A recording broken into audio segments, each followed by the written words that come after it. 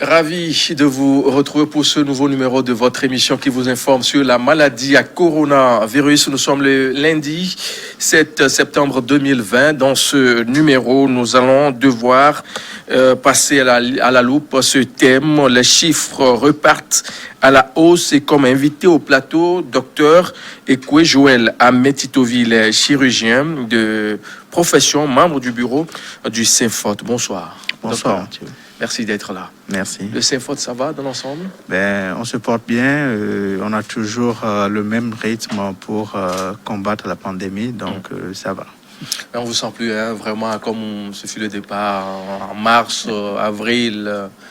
Vous étiez vraiment au front, mais maintenant, c'est comme si... Oui, on est toujours au front. La pandémie est toujours en mode continu, donc... Nous gardons toujours le même rythme. Nos actions ne sont plus trop médiatisées, peut-être, mais nous continuons à faire des actions sur le terrain, comme une tournée qu'on vient de finir à l'intérieur du pays, qui nous a permis de visiter une vingtaine de centres de formation sanitaire. Nous avons remobilisé les troupes, sensibilisé et appuyé en matériel de protection. Donc le Saint-Fort est toujours là. Une vingtaine de centres de santé? Des centres de santé, oui. Et quel est le constat qui se dégage? Ça va Le constat, il est amer parce que les agents de santé ont toujours le même problème, l'insuffisance du matériel de protection. Et qu'est-ce que vous avez pu réussir à faire? Vous êtes toujours engagé, on est distribution engagé, de matériel, ça et là. On a distribué du matériel pour venir en appui à ce que fait déjà le gouvernement, mais nous avons noté toutes ces doléances que nous allons porter au niveau du comité de gestion de la crise. Oui. Il est dit que les agents de santé doivent avoir 2 masques chirurgicaux par jour. Il y a des localités où ils n'en ont peut-être pas du tout, ou des fois c'est juste 1 par jour, quoi, ce qui peut mettre en danger les agents de santé. Merci bien sûr pour ces explications concernant votre tournée que vous avez eu à faire à l'intérieur du pays. Nous allons nous intéresser à notre thème du jour, ces chiffres qui augmentent au jour le jour. Quels sont les facteurs possibles qui peuvent contribuer à ces genres de choses? Alors les causes, elles sont multiformes. La première cause que l'on peut évoquer d'emblée, c'est un relâchement au niveau de l'application des mesures barrières. La pandémie est là et maintenant comment apprendre à vivre avec tout en gardant nos activités de chaque jour, c'est le grand défi. Que les gens puissent comprendre comment intégrer les mesures barrières à leur pratique professionnelle, à leur habitude de vie, à tout ce qui est socio-culturel aussi. C'est le grand défi et je pense que c'est la raison essentielle de l'augmentation des cas. Est-ce qu'on peut dire qu'il y a vraiment un relâchement ou bien c'est peut-être une façon de voir les choses? Parce que quoi qu'on dit aujourd'hui, les gens continuent pas à respecter plus ou moins bien les gestes barrières comme ce fut au départ. Le cas NDS, nous étions le 6 mars dernier. Rien qu'à voir ce qui se passe dans la rue, nous pouvons dire que les mesures barrières ne sont pas bien appliquées. La première mesure barrière qu'on nous demande aujourd'hui, c'est le port de masque qui a été rendu obligatoire par le gouvernement. Et nous avons la force anti-pandémie qui est dans la rue pour surveiller ce port de masque, mais il n'est pas efficacement porté. Il n'est peut-être pas du tout porté, ou bien on le porte rapidement lorsqu'on voit un policier approcher, ou encore dans certains lieux publics, les gens ne le portent pas régulièrement. Le masque ne cache pas toujours le nez et la bouche. Il est soit en dessous du nez, en dessous de la bouche ou carrément au menton. Et tout ça, c'est des risques de contamination pour ces personnes. Donc, à mon avis, les mesures ne sont pas aussi bien appliquées que ça. À part ces mesures, on parle bien sûr du port de masque qui est généralisé, pas seulement forcément au Togo, mais à travers le monde entier. Aujourd'hui, il n'y a aucun pays dans lequel ce port de masque n'est obligatoire. Tous les pays pratiquement. Mais non, à part ce geste-là, il y a quoi d'autre encore qu'on peut citer comme étant bien sûr l'un des points qui n'a pas été vraiment respecté en matière de cette lutte contre cette maladie, cette pandémie-là? Bon, il y a l'hygiène des mains. Est-ce qu'il est bien respecté? Le lavage à l'eau, au savon ou à la solution hydroalcoolique. Est-ce que tout le monde a pris conscience de la chose et le respecte vraiment? Ça, c'est un. De deux, comme je le disais tout à l'heure, il faut appliquer les mesures barrières dans nos activités professionnelles et socioculturelles. Au Togo, nous assistons encore à des regroupements, surtout lors des enterrements, où la distanciation sociale n'est pas toujours respectée. Donc, je pense qu'il faut vraiment que chacun prenne conscience et soit plus rigoureux dans l'application de ces mesures. Les rites d'enterrement et certaines fêtes peut-être sont bien sûr à la base de cette hausse-là.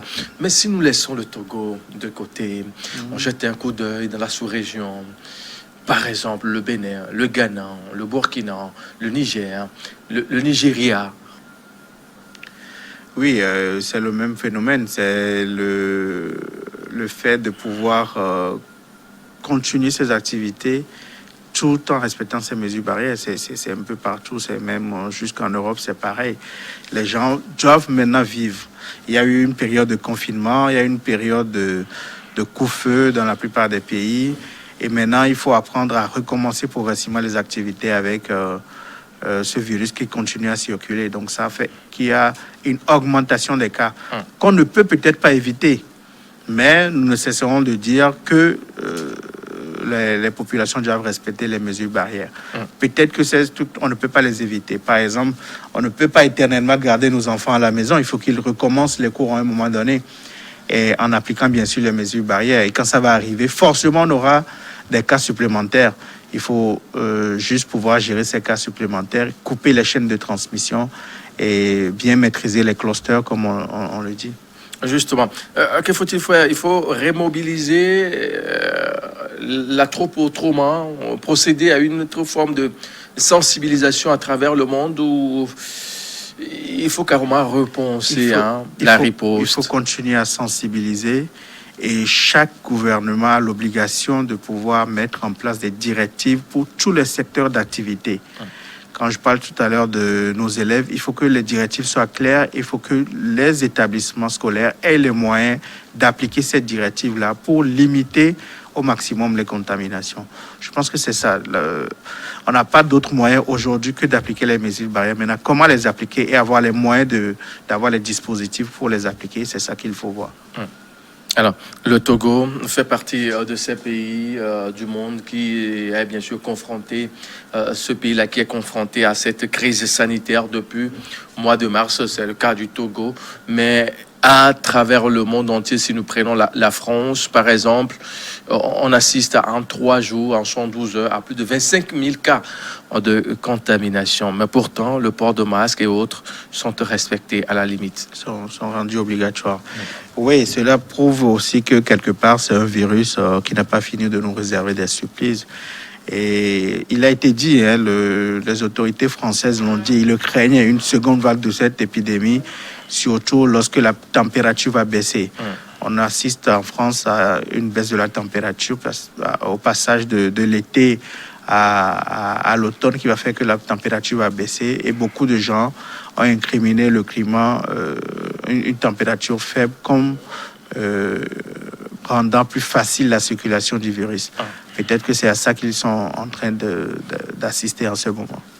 Est-ce que cela ne vient pas peut-être relancer ce fameux débat concernant le continent africain, où on nous disait, certaines personnes sur les réseaux sociaux affirmaient que le soleil aurait joué en faveur de l'Afrique?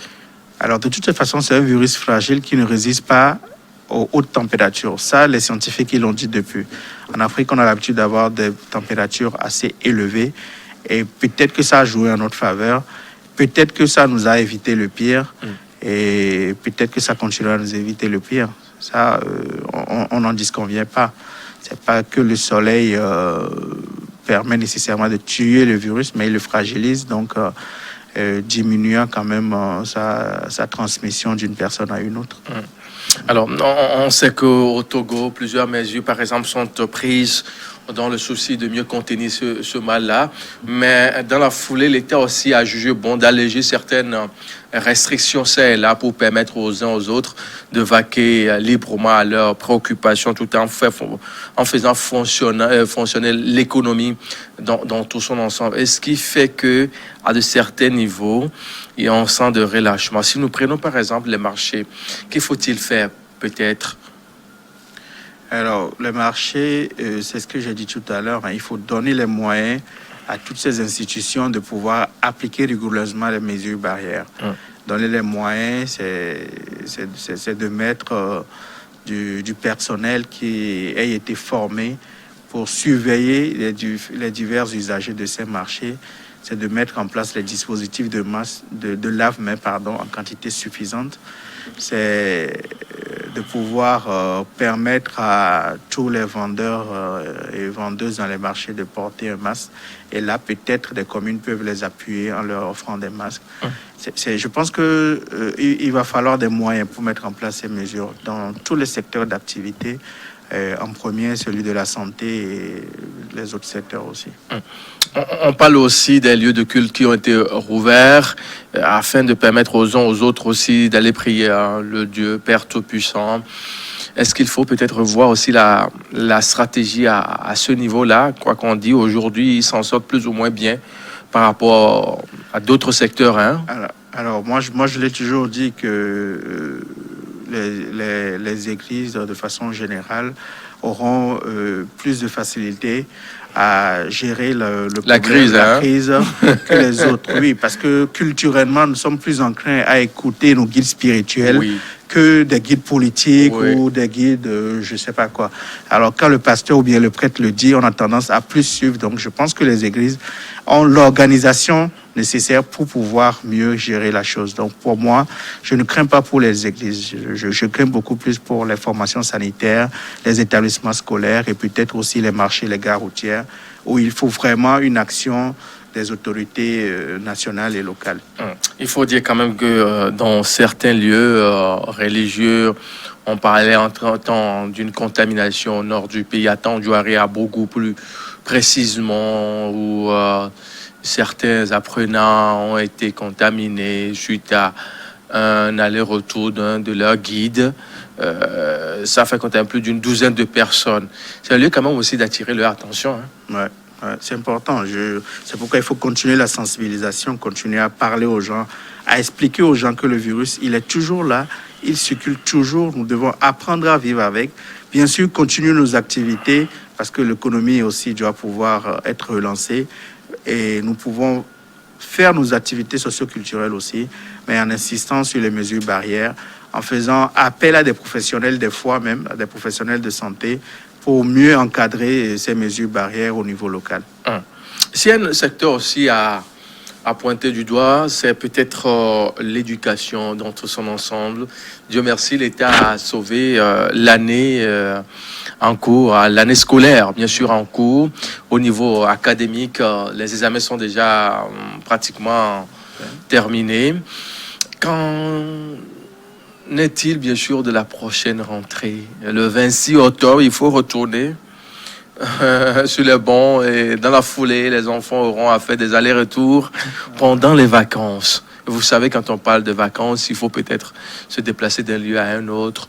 Et peut-être quelqu'un qui est dans un coin, il a besoin d'une aide, un enfant, il faut aller chez un oncle, chez une tante, chez un frère pour se faire payer les fournitures.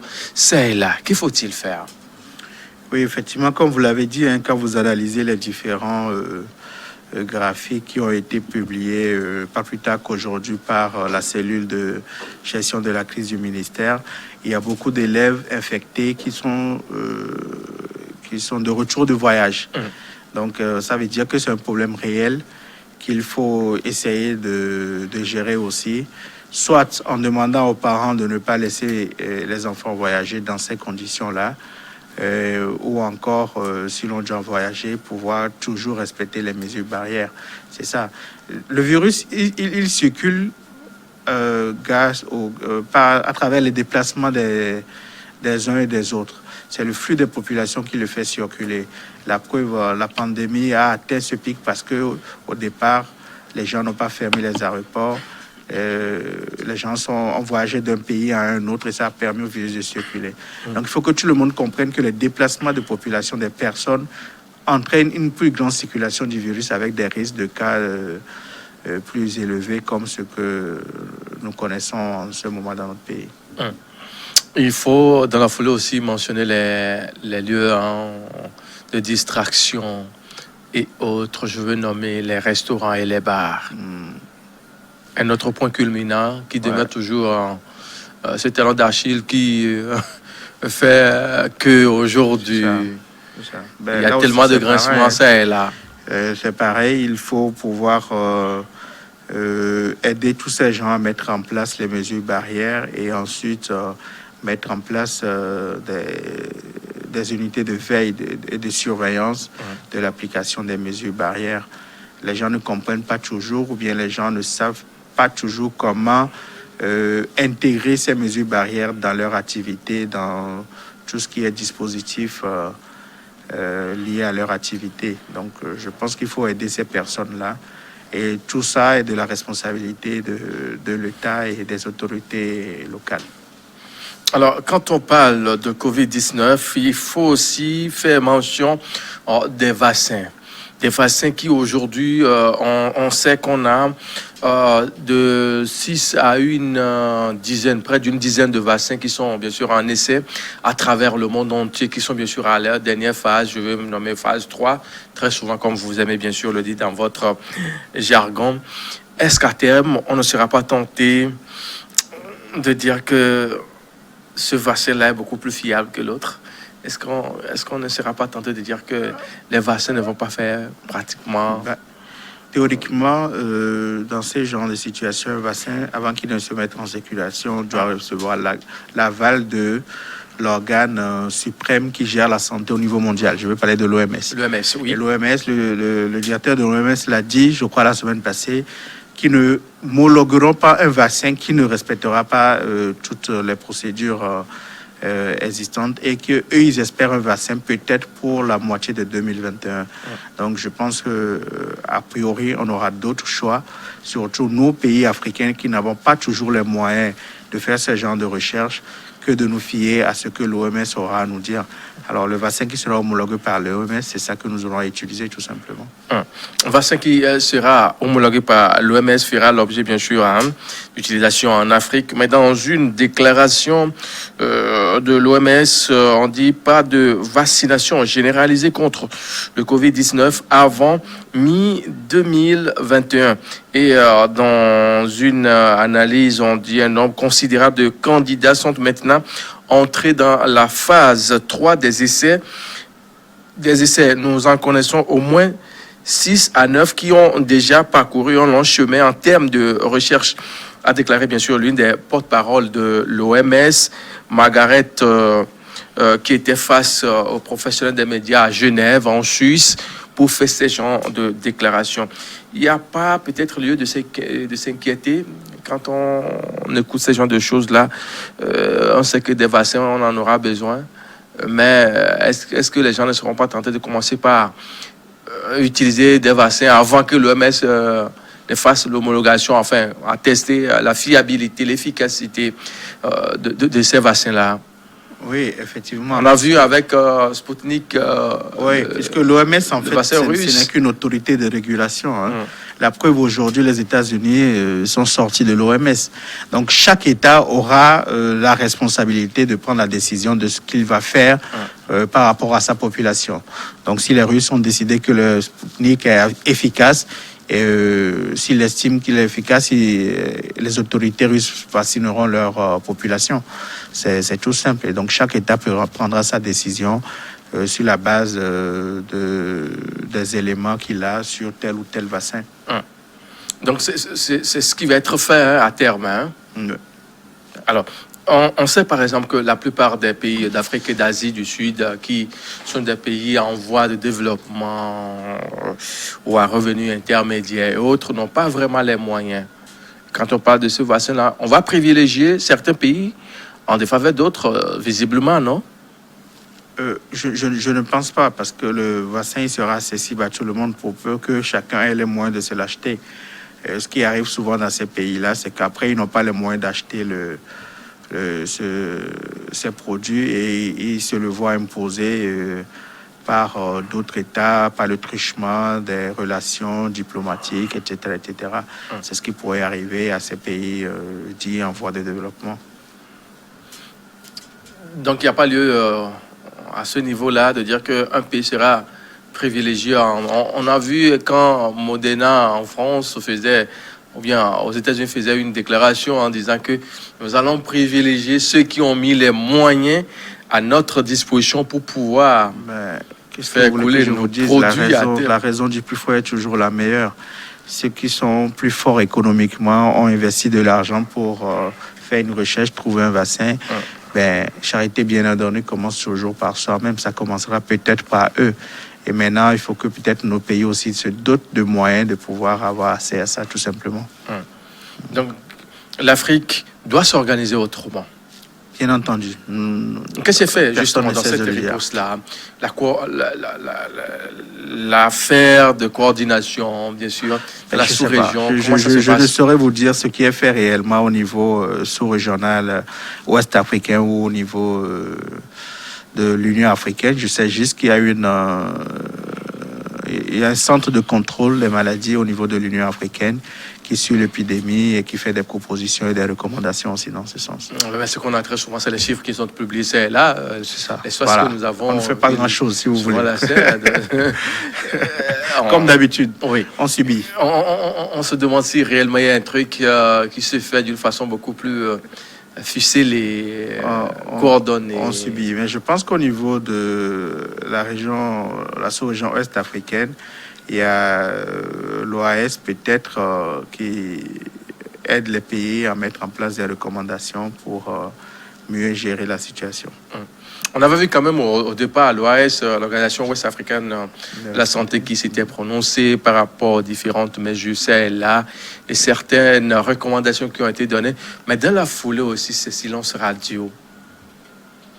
Oui, parce que chaque État prend la responsabilité de faire ce qu'il peut, puisque l'unité sous-régionale n'est pas très bien nullée sur tous les plans. Donc, il ne faut pas qu'on s'attende à des miracles sur le plan de la santé, même sur le plan économique et autres. Je ne pense pas qu'il soit bien nullé. Je ne suis pas spécialiste du domaine pour en parler, mais c'est ce que nous constatons. On sait que dans cette prise en charge dans plusieurs pays, et comme également au Togo, on a des cas délicats. Certaines personnes qui ont des comorbidités, ça et là. Et c'est ça qui complique très souvent, selon certains de vos confrères qu'on a eu, collègues, compères du domaine, qu'on a eu à recevoir sur ce plateau, c'est ce qui a été avancé. Il n'est pas temps de revoir autrement cette prise en charge-là, à ce niveau-là, parce que dans d'autres pays, on entend associations de telles, qui ont amené à sauver la vie à plusieurs personnes. Aujourd'hui, on ne parle plus vraiment de morts dans les pays, dans certains pays, mais on parle plutôt des contaminations qui sont guéries quand même à terme. Oui, de toutes les façons, les 2 tiers des décès ont des comorbidités. Ça a été dit depuis. Le virus est d'autant plus virulent lorsqu'on a des tares qui sont existantes. Maintenant, il est de la responsabilité de la cellule qui gère la prise en charge de mettre les moyens ou de se doter de moyens suffisants pour que on n'ait pas de décès liés au coronavirus chez les personnes porteurs de TAR. On parle de ces comorbidités. Au Togo, on parle bien sûr du diabète qui est à 30%. Il y en a beaucoup. Il y en a beaucoup sur les... C'est beaucoup, 30%. Sur la trentaine de décès qu'on a, oui. On a eu des diabétiques, des asthmatiques, des tabagiques, des hypertendus, des porteurs de VIH. Un nouveau-né qui est décédé qui avait une malformation aussi. Il y en a. Il y a plusieurs comorbidités qui sont bien sûr prises en charge. Mais bon, on n'arrive toujours pas. Ça ne veut pas dire que tous ceux qui ont été malades et qui avaient des tares sont décédés. Non. Mais il y a plus, parmi les décès, il y a plus de comorbidités. Voilà.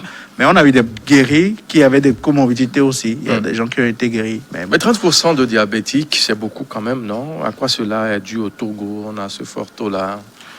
Je ne sais pas, je ne suis pas spécialiste des maladies non transmissibles, mais les maladies cardiovasculaires et endocriniennes sont toujours très élevées dans la plupart des pays. Ce n'est pas que le Togo. Je pense que la plupart des pays, surtout dans les grandes métropoles, ont ce problème qui est lié peut-être à l'alimentation et au mode de vie. On parle aussi de la contamination au niveau de vos services, dans les centres hospitaliers. Dans les centres hospitaliers, malheureusement. Quand on écoute ça, un profane simple, celui qui n'est pas du domaine écoute ça et se dit, mais si les docteurs même est infecté. Oui, de toutes les façons, on a remarqué que dès le début de la pandémie, dans d'autres pays, 3 personnes infectées sur 10 étaient des agents de santé. C'est pourquoi quand la pandémie a été déclarée au Togo, le syndicat national des praticiens hospitaliers du Togo n'a pas attendu qu'on lui dise quoi faire. Il a formé son comité scientifique, mis en place le projet Solidarité personnelle soignante Togo pour récolter des biens en numéraire et des biens en nature pour aider ces personnes-là. Et tant que les gens ne seront pas bien protégés dans les formations sanitaires, on aura toujours des contaminations élevées parmi le personnel soignant. Dieu merci, on n'a pas encore eu de cas de décès, mais les infections parmi le personnel soignant vont en augmentant. On fait croire que c'est le personnel soignant qui n'applique pas bien les mesures ou bien qui n'utilise pas bien le matériel de protection, mais en réalité, c'est parce que bien qu'il y ait des directives nationales, au niveau des formations sanitaires, on n'a pas toujours les moyens d'avoir l'équipement nécessaire. Je vous le disais tout à l'heure, sur la vingtaine de centres que nous avons visités la semaine dernière, ils avaient tous un problème de disponibilité des masques chirurgicaux. Aujourd'hui, les directives nationales disent 2 masques chirurgicales par jour par agent de santé. On n'en a pas. Il y en a qui font plus d'une semaine sans avoir de dotation de masques. Il y en a qui reçoivent la dotation de masques, mais qui, en quantité insuffisante, se retrouvent avec un masque par jour. Or, le masque chirurgical, il devient poreux au-delà d'une certaine heure, au-delà de 4 heures d'utilisation. Avec la transpiration, la salive et tout, il n'est plus efficace et il devient perméable au virus. Tout ça là, peut entraîner des augmentations au sein du personnel soignant. De notre côté, nos formations sanitaires n'ont pas été construits selon une architecture qui respecte toutes les normes. Et donc, la circulation des personnes au sein de ces formations sanitaires fait que nous pouvons avoir des cas de contamination qui sont très élevés. C'est pourquoi nous avons proposé aussi la mise en place de ce qu'on appelle une cellule de tri à l'entrée de toutes les formations sanitaires avec un corridor de soins qui définit clairement le circuit des patients qui vont circuler dans ce centre. Mais malheureusement, le projet n'a pas tout à fait abouti. Nous avons essayé de le mettre en place, mais le Synfort à lui seul n'avait pas les moyens de mettre en place cette organisation au niveau des formations sanitaires. Nous avons choisi 2 sites pilotes, l'hôpital de Baie et le CHU Campus, mais nous nous sommes heurtés à des problèmes architecturels. Il fallait que l'autorité ministérielle puisse permettre à ces centres d'avoir les équipements nécessaires pour créer ce corridor de soins. Malheureusement, cela n'a pas été le cas. Et également, il y a ce qu'on appelle l'hygiène hospitalière qui n'est pas toujours bien appliquée dans nos hôpitaux. Qui a foutu ce programme? Ça, c'est une organisation interne, non? C'est une organisation interne, c'est les moyens qui ne suivent pas. C'est les moyens qui ne suivent pas pour pouvoir avoir l'équipement nécessaire pour ça. Le Synfort a fait cette tournée et a distribué à chaque centre sanitaire au moins 20 litres de solutions désinfectantes pour les sols, les surfaces et le matériel de travail. Et je ne pense pas que ces formations sanitaires aient toujours les moyens d'acheter ces produits pour assurer la désinfection efficace, ce qu'on appelle le bio-nettoyage des établissements de soins. C'est tous ces problèmes-là qu'il faut aider les formations sanitaires à régler depuis le niveau central, qu'on puisse les aider à régler ces problèmes-là pour éviter les contaminations au sein du personnel soignant, que de jeter le dévolu sur ce personnel soignant, comme quoi il n'applique pas bien les mesures barrières ou refuse carrément de porter le masque. Donc c'est un peu ça, hein, la situation aujourd'hui. Hein. Maintenant, l'autre chose, dans les services, dans certains services, on a eu à entendre aussi des contaminations, ça et là. Certains services de l'État, que ce soit dans l'administration, public. Entre-temps, c'était le service, certains services au niveau de CASEF qui ont été C'est possible cités. parce que tant qu'il y a des mouvements de population, De population. on aura ça. On a beau mettre en place les mesures barrières, on aura sûrement ces contaminations-là. Ça, je pense que l'objectif, c'est de le diminuer au maximum. Mais peut-être le risque zéro n'existe pas. Oui. Si on met en place tous les moyens qu'il faut, toutes les procédures, et qu'on les applique rigoureusement, peut-être qu'on passera d'un niveau peut-être 3 à un niveau 1, mais peut-être pas au niveau 0 de toutes les façons. En psychologie et dans la formation, enfin, dans la sensibilisation, on parle de ceux-là qui croient vite à certaines réalités, ça et là. Sur 100 personnes, on a au moins 50 personnes qui assimilent facilement l'information, 25 autres personnes qu'il faut former, il faut instruire, mais de la folie à certaines personnes, ils ne croient pas. Et ce sont ceux-là qu'on appelle aujourd'hui, c'est là qui dénient bien sûr la présence de cette maladie à travers le monde. Et c'est aussi le cas peut-être au Togo, hein, parce qu'il y a certaines personnes, quand on dit il y a Corona, on dit, mais toi tu as vu Corona ou tu es combien de personnes déjà dans ta famille? Ils ne sont pas officiellement déclarés comme dans d'autres pays européens où ils se constituent carrément en groupe pour pouvoir manifester et dire que c'est une grosse arnaque cette histoire de pandémie coronavirus. Mais il en existe, nous en rencontrons chaque jour. Ils vous disent, mais docteur, est-ce que ça existe vraiment cette maladie? Effectivement, oui, ça existe. Je ne sais pas s'il va falloir finalement des témoignages des gens qui ont été malades et guéris pour que les gens comprennent mieux. Mais on aura toujours ces personnes-là qui, malheureusement, seront notre talon d'Achille et qui feront qu'on aura des foyers d'infestation ici et là parce qu'ils auraient refusé carrément d'appliquer les mesures barrières. C'est la vie, c'est la nature humaine. Il faut de tout pour faire un monde. Il y a ces espèces humaines aussi. Il y a des brebis galeuses partout et on fait avec. Et il faut de tout pour faire un monde.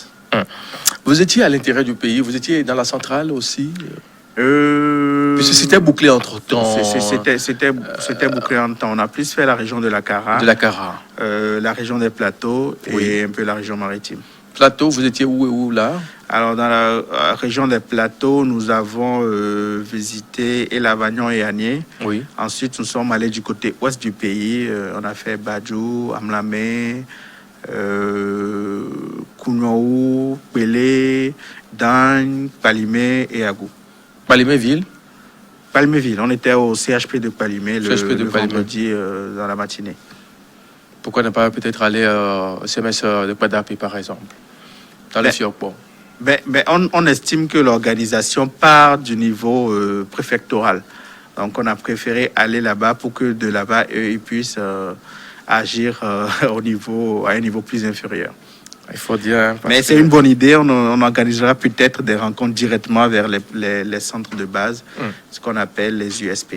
Oui, il faut aller aussi dans les USP pour voir. On a visité un USP à Dani aussi le vendredi. Il faut aller peut-être aussi dans le Fiokpo. Après, vous faites un tour. Voilà. Ça devient du tourisme. parce que quand on parle de Fiokpo, c'est une zone, une porte d'entrée dans la ville de Palimé. Et c'est une localité environnante, bien sûr, du Ghana. Effectivement, il y a la frontière à côté. C'est juste là. Quand vous pouvez être là et remettre l'argent à quelqu'un dans le Ghana à côté. À Badjou, Kounou aussi sont très proches de la frontière. C'est pourquoi nous avons essayé de... Parce qu'aujourd'hui, quand entre-temps, on a bouclé certaines zones du pays, là où bon nombre de choses passent pour être à Lomé, c'est aussi dans cette zone-là. Effectivement. C'est pourquoi je l'ai mentionné. C'est pourquoi ils auront besoin. C'est très difficile. Et à Kara, vous étiez... On n'a pas fait Kara, on a plutôt fait Tchamba et Sotouboua. Tchamba et Sotouboua. On n'a pas fait Kara-Ville même. Kara-Ville même, vous n'avez pas fait ça.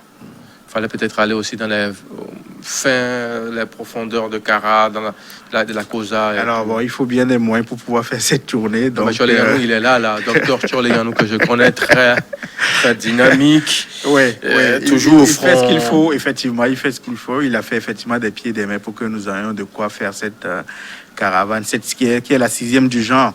Donc, je signale que dans les caravanes passées, on a visité déjà d'autres localités, comme vous le dites, des localités de la profondeur du pays. On est allé dans le Grand Nord par le passé, il y a quelques mois de cela. Donc, ça continue, c'est pas fini, tant qu'on aura les moyens. Nous prions que la pandémie prenne fin, mais tant qu'elle est là, nous aussi, nous ne ménagerons pas nos efforts pour aller vers les populations les plus vulnérables et les aider à comprendre la chose et à se protéger.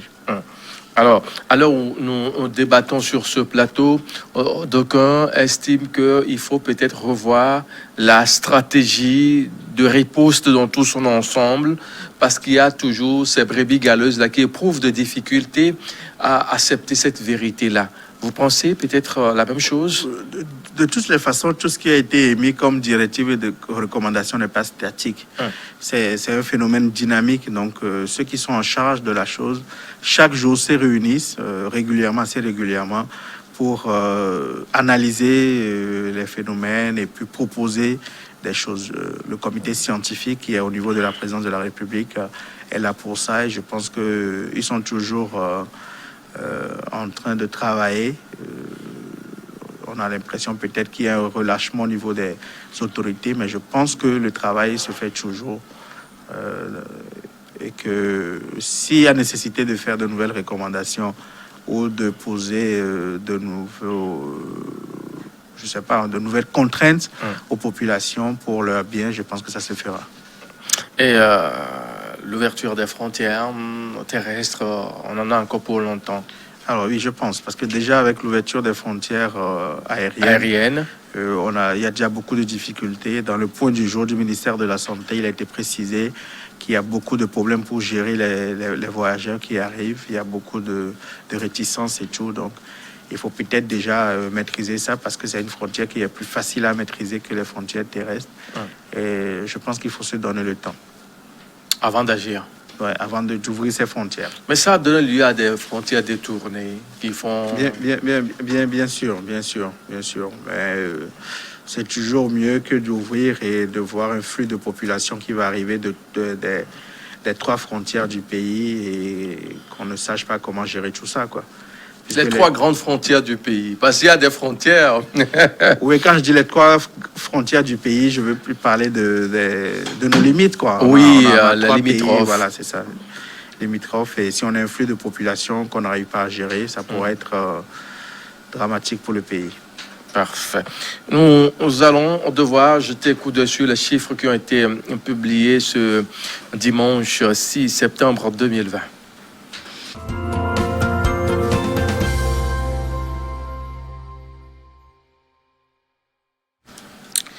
Ce 6 septembre 2020 au Togo, la situation se présente comme suit. Nous avons 350 cas actifs pour 1106 guéris, 32 décès, 1488 cas confirmés au total pour 70 560. Nombre total de tests effectués sur toute l'étendue du territoire national, 9,16 tests pour 1000 habitants et 3,23 pour 100 000 habitants ces 14 derniers jours. Et en résumé, notez que ce 6 septembre, le Togo on a eu à faire 727 tests réalisés dans tout son ensemble. 11 cas positifs ont été détectés dans la foulée, et 12 guéris et 0 décès. Voilà un peu, docteur. Il y a de quoi quand même sourire un peu parce que les cas de guéris, ça augmente et ça donne quand même de l'espoir, à toujours espérer, à continuer les mesures barrières. De toutes les façons, on n'est pas plus mal logé que la plupart des pays parce qu'on est autour de 2% de décès aussi. D'accord, puisque l'OMS estime les décès liés à la COVID-19 entre 2 et 6%. Et je pense qu'on est dans la norme. Ce qu'il faut, c'est d'éviter d'être malade parce que plus on a des gens qui sont contaminés, malades, plus ça a un impact sur l'économie du pays. Je ne sais pas si tout le monde réfléchit dans ce sens, mais plus on a des malades, plus ça a un impact sur l'économie du pays. Et nous devons tous œuvrer pour qu'il y ait moins de contamination possible. Donc, peut-être dans les jours qui viennent, quand les mesures seront encore beaucoup plus respectées, on va revoir peut-être ce chiffre de contamination là à la baisse. Hein? Parce que les tests, on est autour de 700 et quelques tests, 727 tests effectués. On n'a que 11 cas positifs, ce qui veut dire que ça ne circule plus vraiment. On espère que le virus circule moins, qu'il y ait moins de cas, mais il y a des situations qui seront incontournables, incompressibles, hein, c'est-à-dire le retour des voyageurs. On aura toujours le retour des voyageurs. On aura toujours des gens qui viendront en voyage au Togo pour un motif ou un autre. On est obligé de rouvrir aussi nos écoles, donc de toutes les façons, on aura encore des cas, mais il faut juste que chacun prenne conscience de la chose pour diminuer le nombre de ces cas. Dans les transports en commun, aujourd'hui, il y a la sensibilisation qui est là. On la fait tous les jours. Et on sait que peut-être pour aller à Kpalimé, quand vous êtes peut-être déjà 2 derrière et une personne devant avec le chauffeur dans une voiture de 5 places, c'est déjà bon. Mais les gens, quand même, cette façon de voir les choses, même ceux qui sont même des passagers, sont des fois des gens qui semblent être un peu indécis par rapport à la prise de certaines décisions. Et on accepte être à 3 derrière, on dit que ça ne fait rien. Rester à 3, on va aller bientôt, on va descendre bientôt. Et à mi-chemin aussi, il y a aussi cette complicité avec certains agents véreux, parce qu'on a été témoin d'un fait. J'en ai été témoin aussi. Je vous ai dit qu'on vient de faire une tournée à l'intérieur du pays. Vous avez été témoin, vous aussi. On a été témoin juste dans notre voiture à certains checkpoints. Là devant, vous voyez le taxi. Et il y a plus de 4 occupants dedans et vous voyez juste le chauffeur sortir la main, faire le geste salutaire envers l'argent des forces de l'ordre, et puis ça passe malheureusement, mais il faut le dire, et il faut sensibiliser les gens, les conducteurs, les passagers, et même nos compatriotes forces de l'ordre aussi, parce que c'est une question de vie ou de mort, et on ne saurait marchander ça pour 2 ou 3 pièces d'argent. Donc il va falloir que peut-être on revoie la riposte aussi à ce niveau. Parce que il y a une question de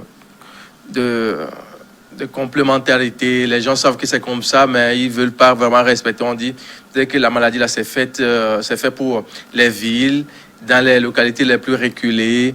On a comme impression que la maladie ne circule pas. Qu'est-ce que vous voulez qu'on fasse, à moins de mettre en place un système policier derrière les gens, un peu comme le système du couvre-feu?